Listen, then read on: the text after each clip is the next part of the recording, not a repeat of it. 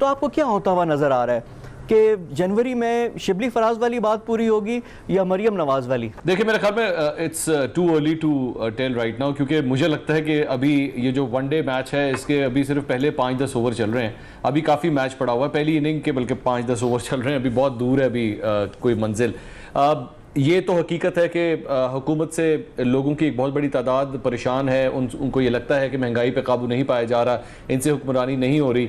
लेकिन दूसरी एंड के ऊपर क्या लोग जो हैं वो इन लोगों के ऊपर जो पहले ही हुकूमतें कर चुके हैं, क्या उनके ऊपर ट्रस्ट करने को तैयार हैं या नहीं? That is the biggest question mark. Gujranwala एक स्टार्ट अच्छा था, मैं ये तो नहीं कहूँगा कि बहुत ज़्यादा अच्छा था, लेकिन एक अच्छा स्टार्ट था। कराची के अंदर भी हमने देखा मोमेंटम बहुत ज़्यादा था, लेकिन कराची के हवाले से आपको याद रखने की ज़रूरत है कि पाकिस्तान पीपल्स पार्टी के लिए वैसे ही 18 अक्टूबर की तारीख जो है वो बड़ी एक इंपॉर्टेंट तारीख है। हर साल ही बहुत बड़ी तादाद में पाकिस्तान पीपल्स पार्टी के चाहने वाले इकट्ठे होते हैं।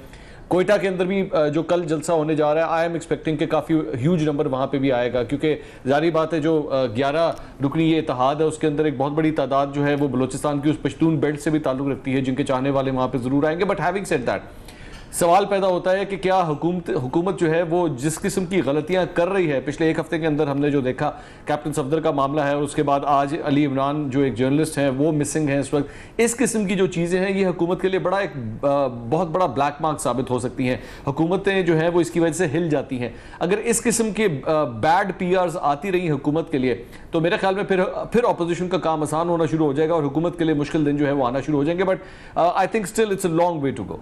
अच्छा मंसूर, ये बड़ा आपने पूरा सिनारियो पूरा आपने एक्सप्लेन भी कर दिया, बता भी दिया। अब प्राइम मिनिस्टर इमरान खान का ज़रा स्ट्रैटेजी देखें। वो कहते हैं जलसों से क्या होता है, गुजरांवाला में जलसा हुआ, टुमारो इज़ अनदर डे, कल एक नया दिन होगा। कराची में भी जो कैप्टन सफदर वाला इंसिडेंट ना होता तो बस बात ख़त्म हो जाती। कोयटा में भी कल जलसा होगा, बड़ा होगा, तकरीरें होंगी, Monday would be a new day और सारे लोग अपने अपने वापस आ जाएंगे, चीज़ों में हो जाएंगे। वो कहते हैं अगर अपोजिशन इस्तीफ़ा देती है तो मैं इलेक्शन करा दूंगा। तो ही इज़ प्रिपेयर्ड। तो उनको कैसे, यानी अपोजिशन कैसे टफ टाइम दे सकती है? वो जब ये बातें होती हैं वो कहते हैं कि मैं नवाज शरीफ को लेकर आ जाऊंगा, मैं जेल में डाल दूंगा, और जो अकाउंटेबिलिटी वाला जो उनका है, जो पूरा मंत्रा है, जो उनकी चीज़ है, उससे वो नहीं हट रहे।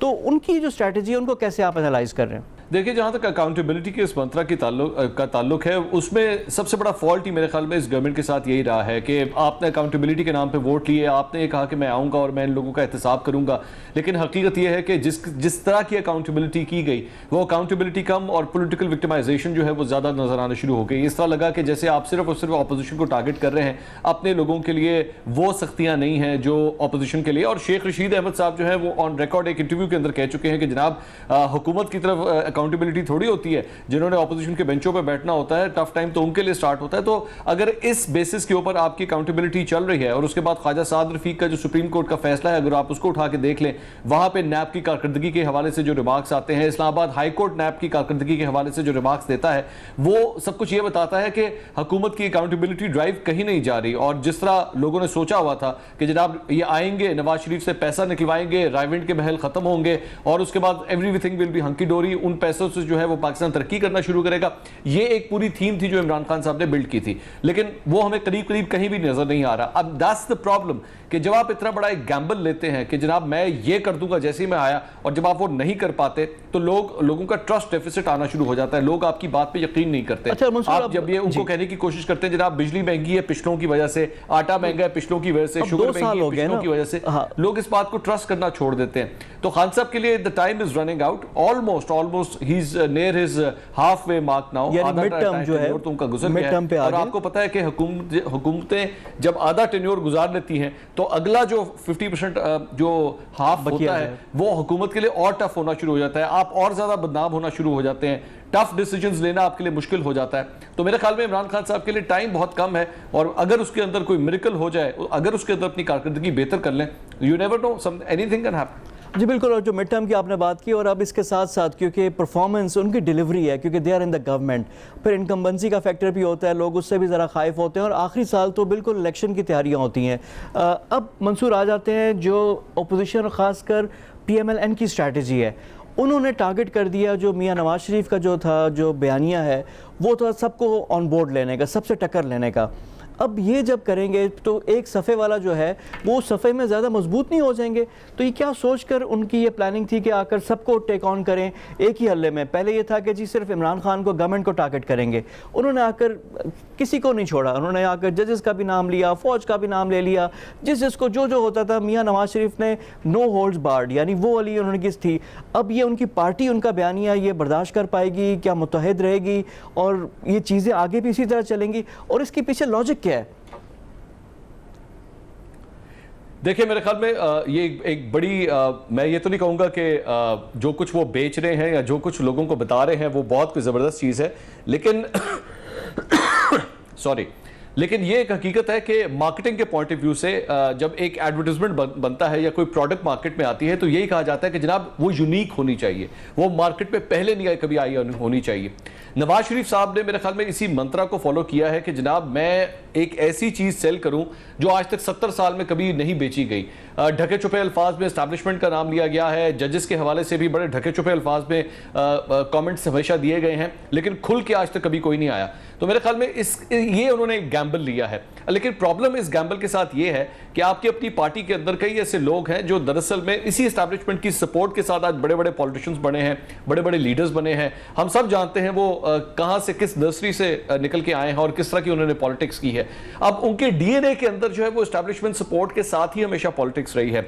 अब उनके लीडर जो है वो एक ऐसी प्रोडक्ट बेच रहे हैं, एक ऐसा नारा लगा रहे हैं जो उनके डीएनए से मैच नहीं करता। अब सवाल यह है कि जब आप किसी का ए पॉजिटिव ब्लड ग्रुप हो और उस पर बी पॉजिटिव डालने की कोशिश करें तो क्या वो कामयाब होगा, क्या वो जिंदा बच पाएगा या नहीं, ये सबसे बड़ा सवाल है। अब इस सारी चीज के अंदर जो पुरानी लॉट थी मुस्लिम लीग नून की, उसने अपने आप को बड़ा से अपने आप को लेके चले हैं। वो उसके अंदर वो इंटेंसिटी नहीं होती जो मरियम नवाज के अंदर है या नवाज शरीफ के अंदर है। वो करते हैं, उनकी जारी बात है, अपने लीडर के पीछे तो खड़े होना पड़ता है, लेकिन उसके अंदर वो पुरजोश और वो जोश और जज्बा नहीं है जो मरियम नवाज के अंदर है।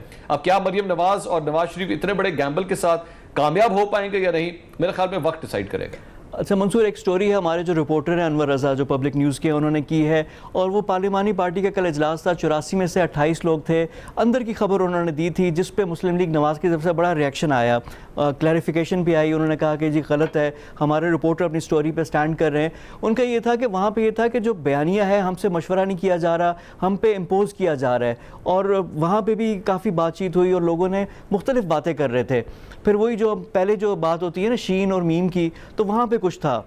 मुस्लिम लीग नवाज़ जो है वो डिनाई कर रहे हैं। मरियम औरंगज़ेब ने भी मुझे कॉल की, उन्होंने कहा कि ऐसी कोई बात नहीं है, मैं खुद मौजूद थी वहाँ पे। लेकिन हमारे रिपोर्टर भी, सोर्स भी उनकी वहीं पे मौजूद थी, वो भी अपनी स्टोरी पे डटे हुए हैं।